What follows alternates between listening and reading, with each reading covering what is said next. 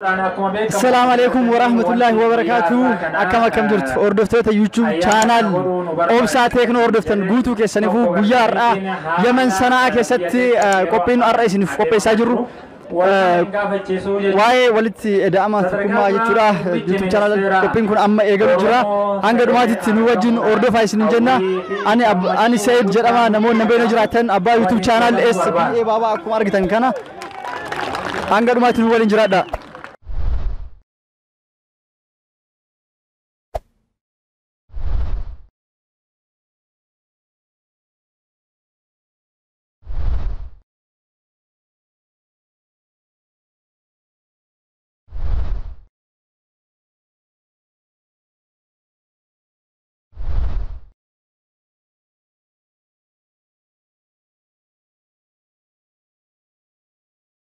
Etian Sudan akkasuma agartanii haa ta'u malee muummicha ministeeruuti duraan dursee tokkummaan kenna tokkummaan waldaasi koomandootiif ijaaramaya hawaasa Hararii fi shanan gibeef gabba guddisee waan itti gammadu waan natti dhagame keessaa isa tokko isiniin jechuu barbaada.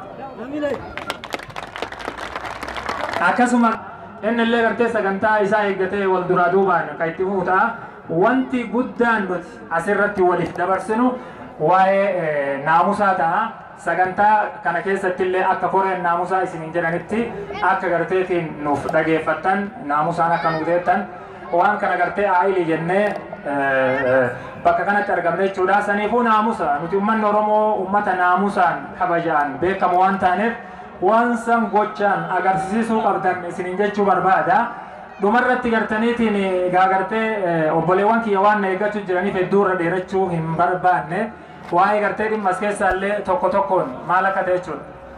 Waa'ee dhimma keenya as keessaa jechuudha. Tokko yoo jenneetiin jenne rakkataan keenya akka qarqaramaa hin jirre dhibamaan keenya yaalamaa akka hin jirre dubartoonni keenya tahee daa'imman manguddoon walumaa galatti naa ta'e tokko jechuudha wacaan ala. Dirree kana keessatti gadduunne yeroo san agarsiifna achirra osoo hin taane kana isiniin jechuu barbaada. Galatoomaa ulfaadhaa isiniin jedhu. Assalamu alaikum warahmatullahi wabarakatuh. Jirtu yeroo Yemen magaalaa sanaa ni jirtu.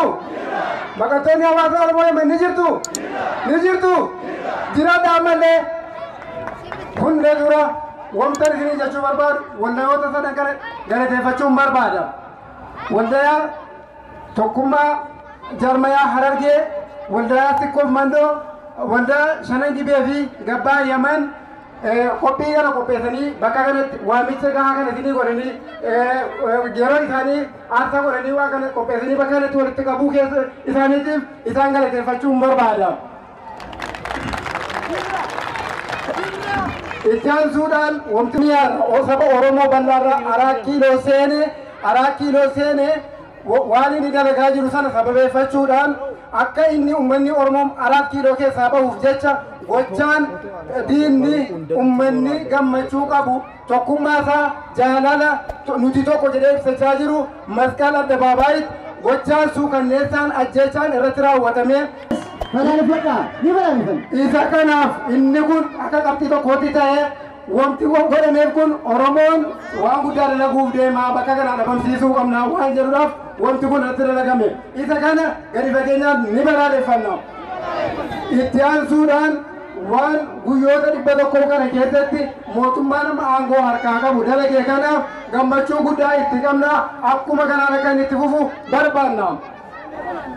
Inni kaan daangaan Oromiyaa kibba baharraa daangaaleen Oromiyaa hundarratti ajjeechaan lammiilee keenya dhiigni saba keenya akkanatti jigaa jiru kana mootummaan aangoo harkaa qabu dandeettii harkaa qabaaf akka dhiigni lammii keenya akka bishaanitti kan hin namine kana akka inni uummata keenya irraa dhaabu dhaamsa keenya itti dabarfanna.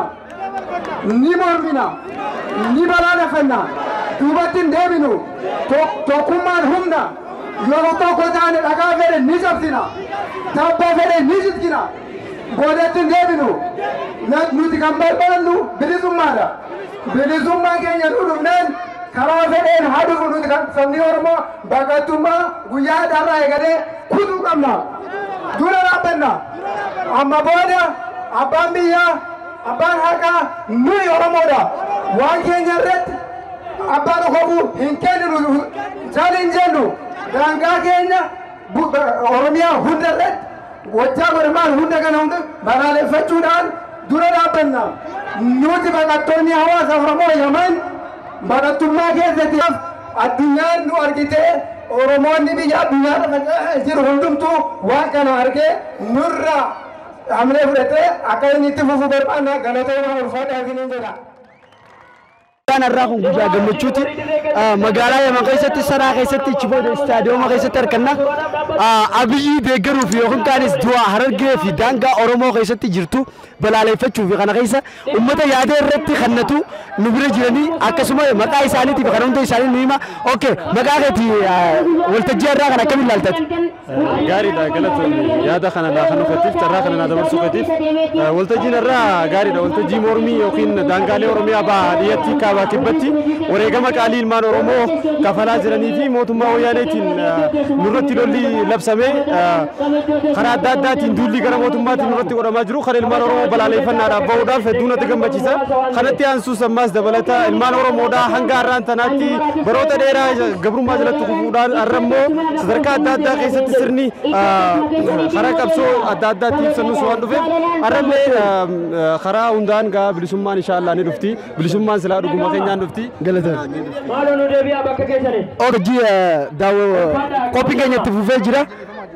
Nama biraatis haasofsiisuun sagantaa interview irraa fuuna yookiin kaanis gammachuu guyyaa har'aa kan itti dhaga'ame akkasuma nu ibsuu ta'a. Okay, maqaa keetii fi ati akkamiin ilaalta waltajjii har'aa kana? Baay'ee namatti tola.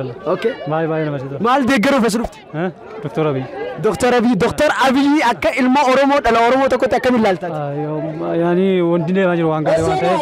Si gammachiisee jira. Namatti tola naan kana. Okay, baraalee daangaa Oromoo kana akka itti dhumaa jiru akkamitti ilaalta? Aanurraa dhaabbatu ittama akkamitti? Dhaabbatu baay'ee balaaleffataa jira kan. Duutii Oromoo du'a Oromooti. Duutii Oromoo du'a Oromoo. Galatoomii okay.